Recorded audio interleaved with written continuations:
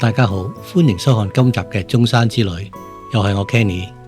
今個復活節，我同老婆報咗個中山出位名菜2日1夜團。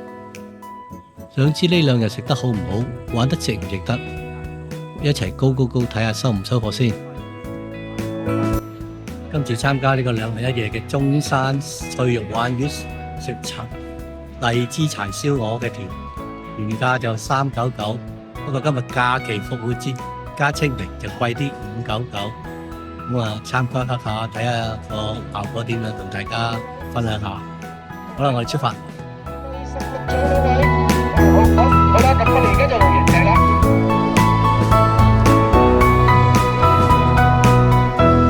大家行睇俾師傅 OK 啦。哇！一品魚啊，即係有鮮啦，加埋個字就係食。大家一落車就急不及待揾位坐低食午餐啊！呢餐就係紅燒石岐私房夾宴，有老火湯啦、乳鴿啦、鮑汁魚啦、鹹香雞等等。講真，食雞就硬咗啲，可能翻蒸關係啦。乳鴿就不過不失啦。唔好意思，唔好意思，唔好意思，唔係，我啲魚佢都要一樣嘅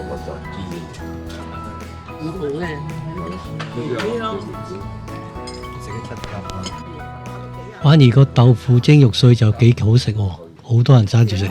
真係脆嘅，同埋唔係好黏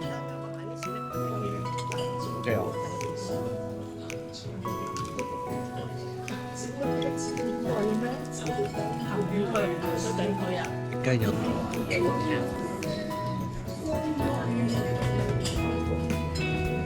冇晒咧，就斷咗個豆腐冇晒，最好食嘅豆腐。想知邊樣餸好食，睇下邊碟餸最快清晒就知道啦。隻雞仲有剩好多，魚又冇咗大段。食飽之後，照舊有例牌行程啦，買手信幫襯下佢哋嘅自家製產品咯。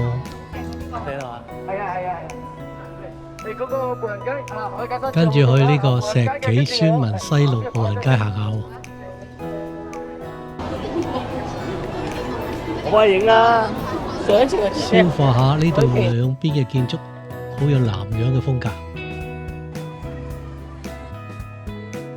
睇落好似重新翻新過。如果你嚟影相拍戲就一流啦。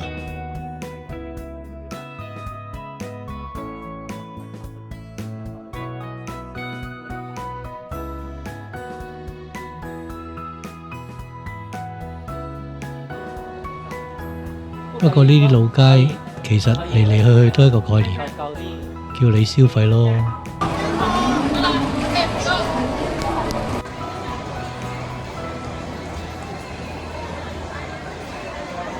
之後去咗個小欖茶味花酒展覽館，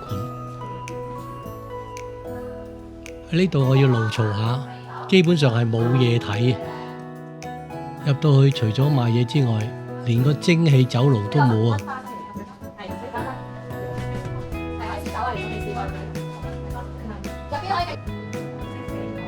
只係一堆舊嘢，就話俾你聽，呢啲係歷史，呢啲酒廠完全感受唔到科學嘅流程，直情係一個中伏位啊！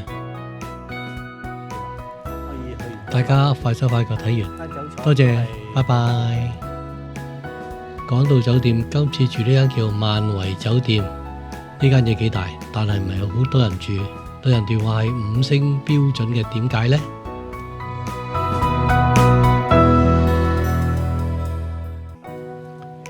大家睇下房裏面嘅樓梯幾高喎，但係窗外嘅景嘅全部喺工廠區，佢嘅位置正喺工廠區嘅中間，離最近嘅商場都要行半個鐘，仲話宵夜行街方便添。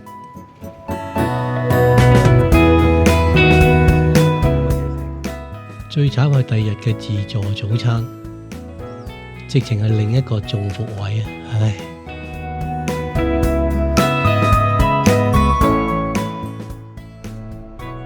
晚餐係一個環境係園林，幾有鄉村情懷嘅地方。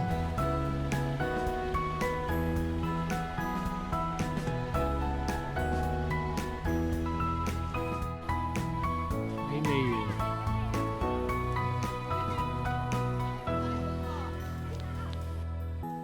園戶外嘅大棚園林環境。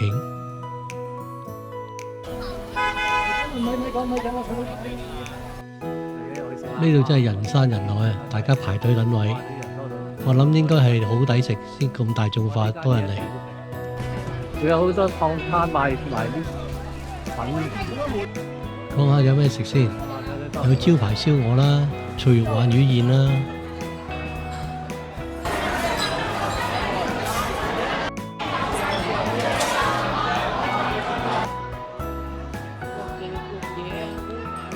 青椒薑絲加豉油調味品，椒鹽魚骨，所以燒鵝非常好食。甜酸脆肉鯇黃金條，荷葉蒸豉喎。跟住就薑葱水火鍋，塘邊走地雞，荷葉金條魚腩。呢個鱔骨，呢個脆豬扒，扇子骨，有兩條脆肉鯇魚爭食哇！特別推薦呢個魚片，喺鍋裏邊灼28秒就食得㗎啦。不過我哋灼多咗啲，爽夾彈牙。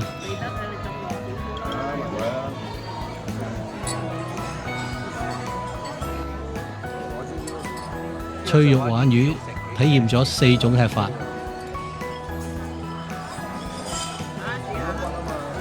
呢個魚骨啊，定蝦骨啊？蝦骨嚟。仲有個手打魚蛋，口感 Q 彈。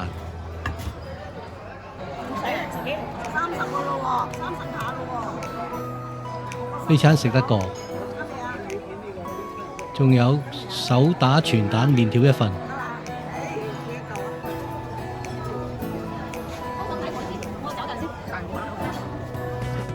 食飽後又係買手信嘅時間啦。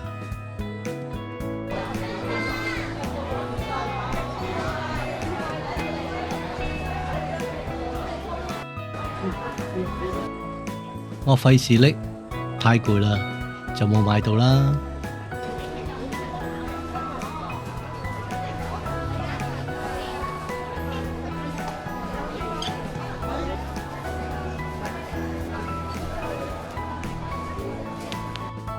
第二日早上，朝早10點去睇牌坊同埋行街市。多謝晒。落車行咗10分鐘，就見到個有歷史性嘅牌坊啦。及探花及第狀元榜眼探花，榜眼就冇啦，屎眼又有2個。我一個。睇完牌坊就行街市啦，啲魚啊、雞啊、蔬菜咧，確係比香港平好多嘅。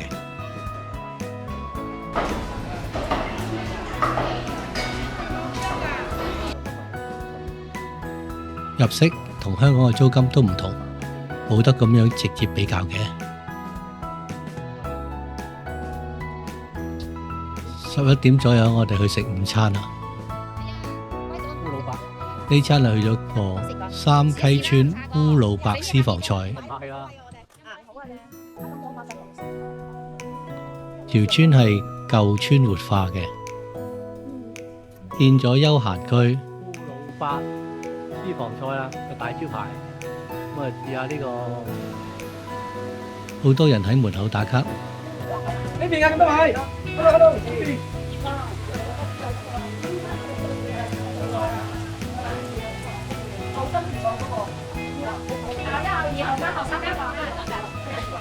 我哋1號房。可能今朝嘅早餐太難食啦，我特別期待呢一餐添。位上嘅招牌花膠魚蓉羹。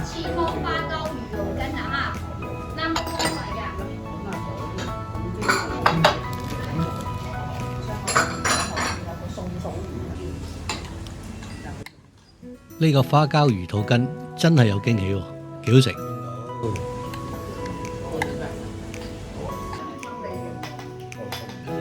陳香白切雞一隻，好嚟啦！私房三葱焗蝦，順德炸牛奶，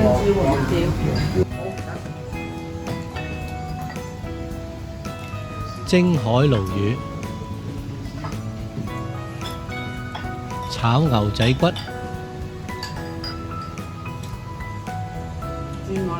唔使，推鏡得唔該。雙界焗鮑魚10隻，榴蓮鮑魚，春色滿園有西芹、雲耳、淮山，上湯時菜。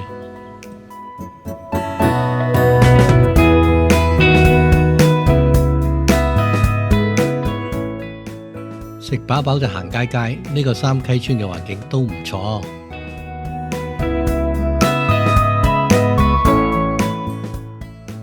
將條舊村變成咗藝術館、工作室。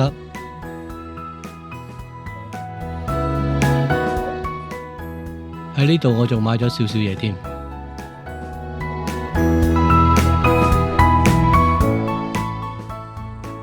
總結下啦，團費599。加埋導遊費2日160蚊，我覺得唔值。酒店嘅地方又偏遠，浴室又排水室，早餐又差，景點又唔多，全個行程得2餐可以收貨。回程深圳灣嗰陣仲塞咗個幾鐘頭車。唔知道觀眾對中山旅行嘅感受係點呢？呢個係我中山名菜之旅嘅分享內容。返到深圳灣解散，過關前就見到間酷慕芝士餅店，就買咗個芝士栗子蛋糕返去安慰下自己。